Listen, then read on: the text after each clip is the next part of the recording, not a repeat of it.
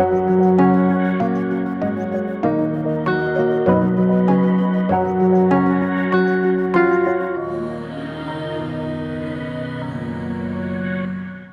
അമ്മയുടെ പ്രത്യക്ഷീകരണത്തിൻ്റെ സാക്ഷിയായി ഉയർത്തിക്കൊണ്ട് എന്നെ ഈ അൾത്താരിൽ സാക്ഷ്യം പറയാൻ നിർത്തിയ അമ്മയ്ക്കും തിരുകുമാരനും കോടാനുകോടി നന്ദി.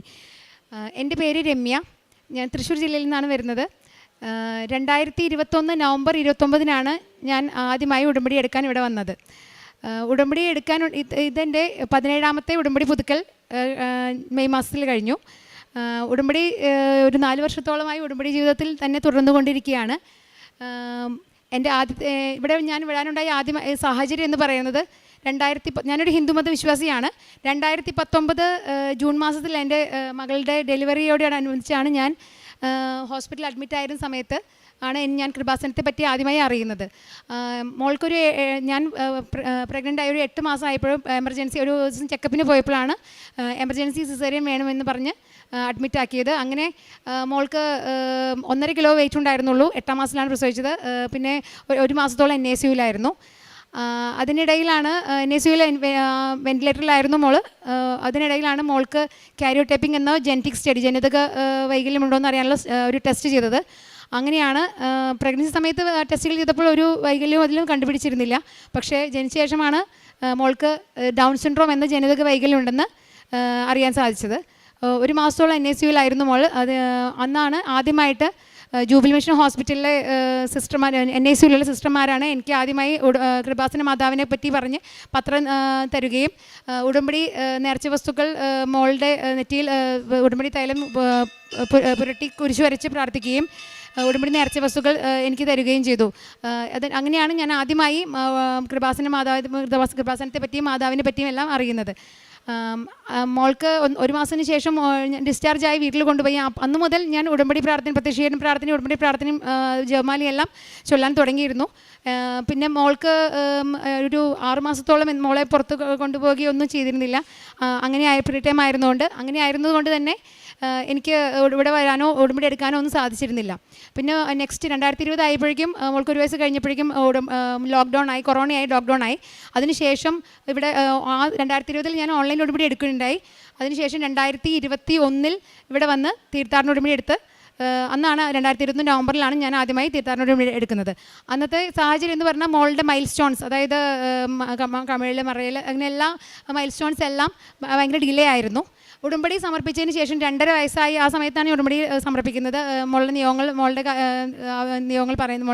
സമർപ്പിച്ചത് അന്നാണ്. അതിനുശേഷമാണ് മോൾ നടക്കാൻ തുടങ്ങിയത്. പിന്നെ മോളുടെ ജീവിതത്തിൽ ഓരോ മൈൽ സ്റ്റോൺസ് എല്ലാം കുറേശ്ശെ ഡെവലപ്പ് ചെയ്തു. അങ്ങനെയാണ് ഞങ്ങൾ ഉടമ്പടി ജീവിതത്തിൽ ഇങ്ങനെ പോയിക്കൊണ്ടിരിക്കുകയാണ്. അതിനുശേഷം ഇപ്പോൾ ഇത് എൻ്റെ 8ാമത്തെ സാക്ഷ്യമാണ് ഞാൻ ഈ പറയുന്നത്. ഇതിനിടയ്ക്ക് എനിക്ക് വേറെ കുറേ അനുഗ്രഹങ്ങളൊക്കെ ലഭിച്ചിട്ടുണ്ട്. അത് 7 സാക്ഷ്യങ്ങളായി. എനിക്ക് ഗവൺമെൻറ് ജോബ് ലഭിച്ചത്, അതിന് ട്രാൻസ്ഫർ ലഭിച്ചത്, അതേപോലെ എൻ്റെ ബ്രദറിന് ഗൾഫിൽ നിന്ന് വരാൻ 1 വർഷത്തോളം വളരെ തടസ്സങ്ങളൊക്കെ ഉണ്ടായിരുന്നു, തിരിച്ചു വരാൻ ബുദ്ധിമുട്ടുണ്ടായിരുന്നു, അത് ലഭിച്ചത്. അങ്ങനെ വളരെയധികം ചേച്ചിയുടെ മക്കളുടെ പരീക്ഷ വിജയം, അങ്ങനെ കുറേ വളരെയധികം നിയോഗങ്ങൾ ഞാൻ സമർപ്പിച്ചതെല്ലാം ഇവിടെ വന്ന് സാക്ഷ്യം പറയാൻ സാധിച്ചിട്ടുണ്ട്. അങ്ങനെ 7 സാക്ഷ്യം ഞാനിവിടെ പറഞ്ഞിട്ടുണ്ട്. ഇപ്പോൾ ഉടമ്പടി ജീവിതം അന്നു മുതൽ 2021 മുതൽ മുടങ്ങാതെ ഉടമ്പടി പുതുക്കിക്കൊണ്ട് ഉടമ്പടി ജീവിതം തന്നെ നയിച്ചുകൊണ്ടിരിക്കുകയാണ്. ദിവസം തോറും ദിവ്യബലിയിൽ പങ്കെടുത്ത് ഉടമ്പടി നിബന്ധനകളെല്ലാം കൃത്യമായി പാലിച്ചുകൊണ്ട് ഉടമ്പടി ജീവിതം നയിച്ചുകൊണ്ടാണ് പോകുന്നത്. മോളുടെ കാര്യം എന്ന് വെച്ചാൽ ഇപ്പോൾ ഉണ്ടായ സാക്ഷ്യങ്ങൾ എന്ന് വെച്ചാൽ കഴിഞ്ഞ 2026 ജനുവരിയിൽ മോൾക്ക് ഇടയ്ക്ക് ചെസ്റ്റ് ഇൻഫെക്ഷൻ ഉണ്ടാവാറുണ്ട്. പക്ഷേ അന്നത്തെ സമയം മോൾക്ക് ഇൻഫെക്ഷൻ കൂടി. എക്സ്റേ ഹോസ്പിറ്റലിൽ കാണിച്ചപ്പോൾ പറഞ്ഞു അഡ്മിറ്റ് ആക്കണം. എക്സ്റേയിൽ നല്ല കബമുണ്ട്, ചെസ്റ്റിൽ ലങ്സിൽ കബമുണ്ട്, ബ്ലഡ് ടെസ്റ്റിലും കുറേ വേരിയേഷനൊക്കെ ഉണ്ടായിരുന്നു. അപ്പോൾ അഡ്മിറ്റ് ആക്കണം എന്നുള്ള രീതിയിലായിരുന്നു. ഞാൻ ദിവ്യബലിയിൽ സ്ഥിരമായി പങ്കെടുക്കുന്നതുകൊണ്ട് എനിക്ക് മോളെ അഡ്മിറ്റ് ആക്കി കഴിഞ്ഞാൽ അത് ദിവ്യബലി മുടങ്ങും എന്നുള്ളൊരു, പിന്നെ അതേപോലെ പ്രാർത്ഥനയെല്ലാം തടസ്സം വരുന്നൊരു അത് ഞാൻ മാതാവിനോട് സങ്കടം പറഞ്ഞ് പ്രാർത്ഥിക്കുകയുണ്ടായി. അതിൻ്റെ ഫലമായിട്ട് നമ്മൾ നേർച്ച വസ്തുക്കൾ ഉപയോഗിക്കുകയും ലൈറ്റൊക്കെ നേർച്ച വസ്തുക്കൾ വെച്ചാൽ ഉടമ്പടി തൈലം വിശ്വാസപ്രമാണം ചൊല്ലി കുരിശു വരച്ച് ടെസ്റ്റിലും നെറ്റിയിലെല്ലാം കുരിശു വരച്ച് പ്രാർത്ഥിച്ചതിൻ്റെ ഫലമായും ഉടമ്പടി നേർച്ച വസ്തുക്കളായ ഉടമ്പടി ഉപ്പും ഉടമ്പടി തേനും ഉപയോഗിക്കുന്നതിന് ഫലമായി മാത്രമല്ല ലൈറ്റ് ക്യാൻഡിൽ പ്രയർ റിക്വസ്റ്റ് ഇടുകയും ചെയ്തു. ഇതിൻ്റെ ഫലമായി മോൾക്ക് അഡ്മിഷൻ ആവാതെ തന്നെ പൂർണ്ണ സൗഖ്യം ലഭിച്ചു. മാതാവിന് തിരുകുമാരനും കോടാനുകോടി നന്ദി. അടുത്ത സാക്ഷി എന്ന് പറയുന്നത് മോൾക്ക് കഴിഞ്ഞ ആഴ്ച മോൾ ഉറങ്ങുന്നതിനിടയിൽ ചെറിയൊരു ബ്ലിസ്റ്റർ ബീറ്റിൽ എന്നൊരു പ്രാണി മോളുടെ കണ്ണിന് മുകളിൽ കടിക്കുകയുണ്ടായി. അത് വളരെ കണ്ണിന് മൊത്തം നീര് വന്ന് ചുവപ്പ് കളറായി അങ്ങനെ ഒരു കണ്ടീഷനായിരുന്നു. വലത് കണ്ണിൻ്റെ ചുറ്റുമായിരുന്നു ഇത് ഉണ്ടായിരുന്നത്. ഇതാണ് മോളുടെ അന്നത്തെ കണ്ടീഷൻ വരുന്നത്. ഇപ്പോൾ ഉടമ്പടി നേർച്ച വസ്തുക്കൾ ഞാൻ ഡോക്ടറെ കാണിച്ചിരുന്നെങ്കിലും കലാമിൻ ലോഷൻ അങ്ങനെയൊക്കെ പരത്തിയാൽ മതിയെന്ന്, പക്ഷേ അതൊന്നും പരത്തിയോണ്ടൊന്നും മോൾക്ക് ഒരു മാറ്റം ഉണ്ടായില്ല, കൂടുകയാണ് ചെയ്തത്.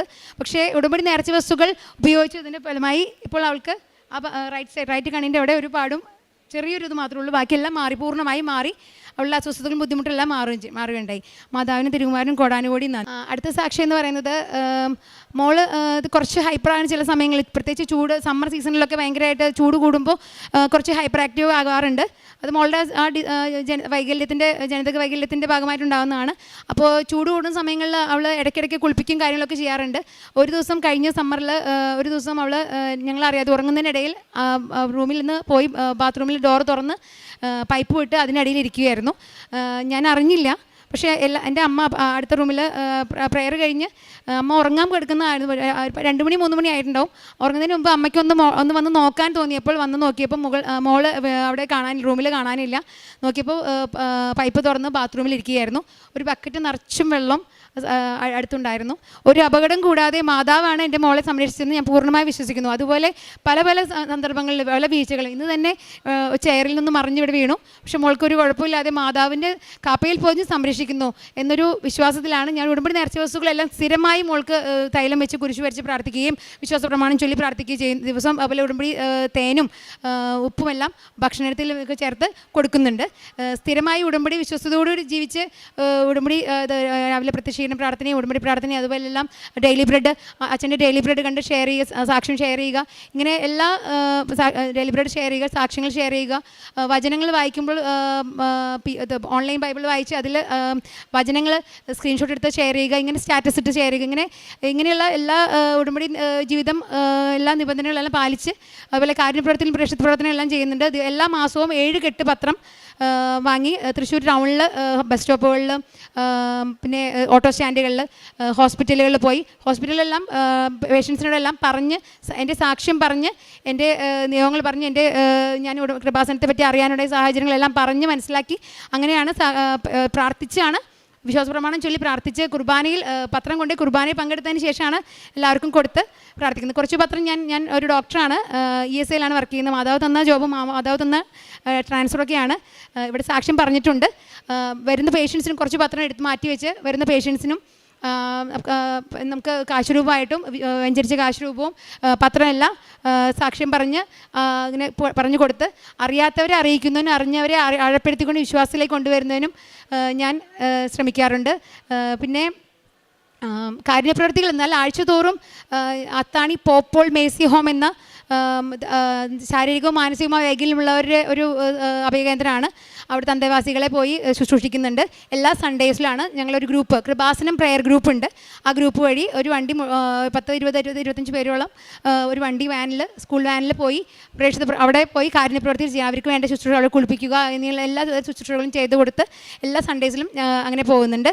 പിന്നെ മാത്രമല്ല അത്യാവശ്യം പറ്റുന്ന സമയങ്ങളിൽ വഴിയിലുള്ളവർക്കൊക്കെ ഭക്ഷണം വിതരണം ചെയ്യുകയും അതുപോലെ ഒരു പറ്റാവുന്ന ഇത് എല്ലാ മാസവും ദശാംശം എടുത്ത് ഒരു സ്പെഷ്യൽ സ്കൂളിലൊരു കുട്ടി ഒരു അവിടെയുള്ള ഓർഫനേജിൽ അവിടുത്തെ സ്പെഷ്യൽ സ്കൂൾ അവിടുത്തെ ഹോസ്റ്റലിൽ താമസിക്കുന്ന ഒരു കുട്ടിയെ സ്പോൺസർ ചെയ്യുന്നുമുണ്ട്.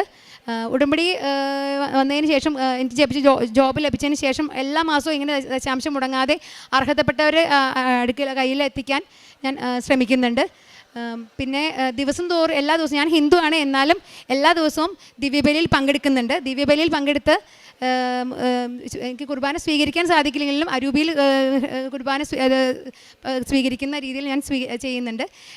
എല്ലാ ദിവസവും ജപമാലയും അതുപോലെ ഉടമ്പടി പ്രാർത്ഥനകളെല്ലാം കൃത്യമായി ചെയ്യുന്നുണ്ട്.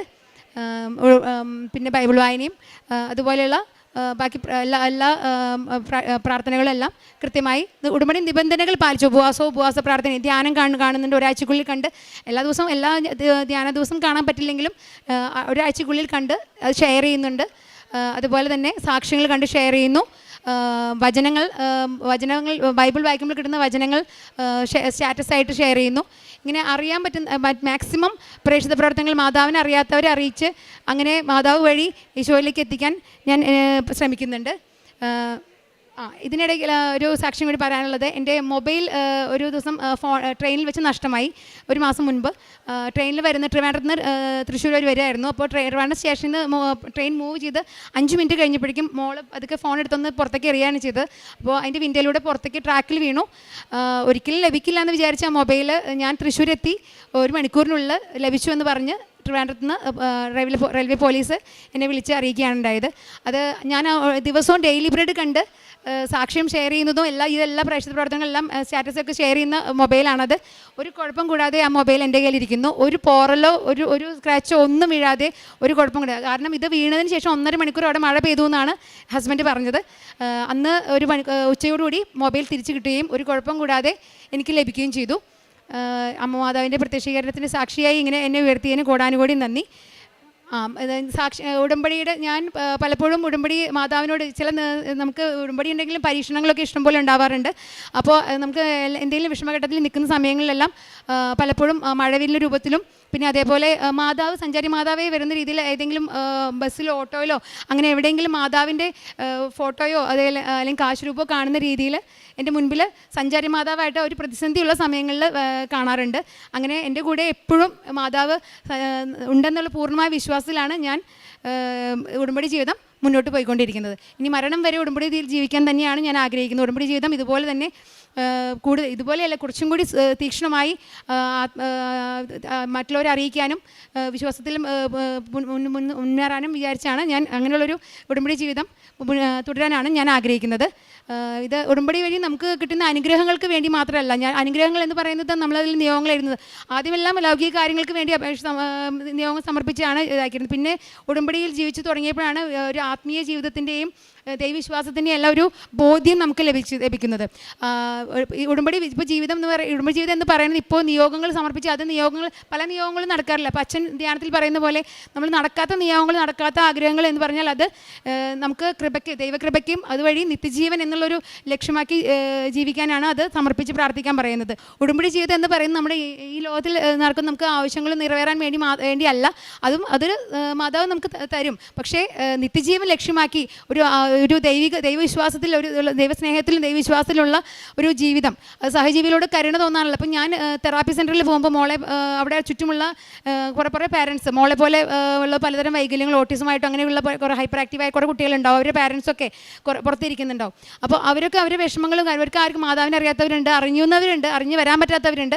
അവരോടെല്ലാം ഞാൻ പത്രം കൊടുത്ത് എൻ്റെ അനുഭവങ്ങൾ, സാക്ഷ്യങ്ങളെല്ലാം പറഞ്ഞ് അവരെ ഉടമ്പടിയെ പറ്റിയിട്ടെല്ലാം പറഞ്ഞ് അവരെ അങ്ങനെ ഒരു പ്രേക്ഷിത പ്രവർത്തനം കൂടി ഞാൻ ചെയ്യുന്നുണ്ട്.